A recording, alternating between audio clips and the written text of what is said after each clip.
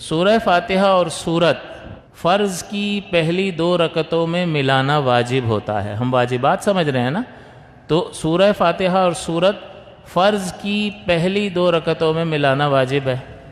تو اس کا مطلب یہ ہے کہ 3 رکعت والی نماز اور 4 رکعت والی نماز جو فرض پڑھ رہے ہیں اس میں اگلی رکعات میں سورہ فاتحہ اور سورت ملانا واجب نہیں ہے. تو جب واجبات کا بیان کر رہے ہیں تو پھر اس کی وضاحت ضروری ہے کہ فرض میں صرف پہلی 2 رکعت میں سورہ فاتحہ اور سورت ملانا واجب ہوتا ہے. اور اس کے علاوہ آپ جتنی بھی نمازیں پڑھتے ہیں وہ آسانی کے لیے یوں ہی یاد رکھ لیں، چاہے وہ وتر ہو یا سنت ہو یا نوافل ہو، جو بھی نماز اس کے علاوہ آپ پڑھتے ہیں اس کی ہر رکعت میں سورہ فاتحہ اور سورت ملانا واجب ہوتا ہے. تو فرض میں تھوڑا سا فرق ہے اور باقی نمازوں میں ہر رکعت میں سورہ فاتحہ بھی پڑھیں گے واجب ہے اور سورت بھی ملائیں گے واجب ہے. لیکن فرض نماز کی پہلی 2 رکعتوں میں واجب ہے، اس کے بعد واجب نہیں ہے. لہٰذا اگر کوئی شخص فرض کی تیسری رکعت میں سورہ فاتحہ پڑھتا ہے تو اچھا ہے، مستحب ہے.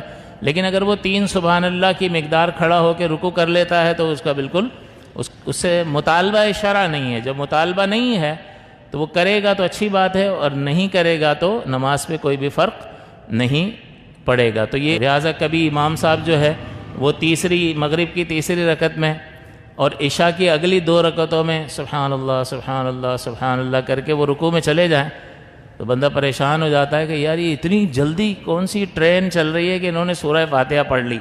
تو بھائی نہیں پڑھی ہے، وہ بغیر سورہ فاتحہ پڑھے گئے ہیں. اب انہوں نے ٹھیک کیا یا نہیں کیا؟ صحیح کیا، کیونکہ لازم نہیں تھا تو انہوں نے 3 سبحان اللہ پڑھ کر رکوع کر لیا. تو ہمارے بعض بیچارے مقتدی حضرات ہوتے ہیں، ان کو پتہ نہیں ہوتا، وہ تشویش میں مبتلا ہوتے ہیں. تو اب تشویش میں مبتلا ہونے کی ضرورت نہیں ہے کہ فرض کی پہلی ہی 2 رکعتوں میں یہ لازم ہوتا ہے، اگلی تیسری چوتھی رکعت میں لازم نہیں ہوتا. تو اگر کوئی امام صاحب ذرا جلدی چلے جائیں تو بدگمان ہونے کی ضرورت نہیں ہے.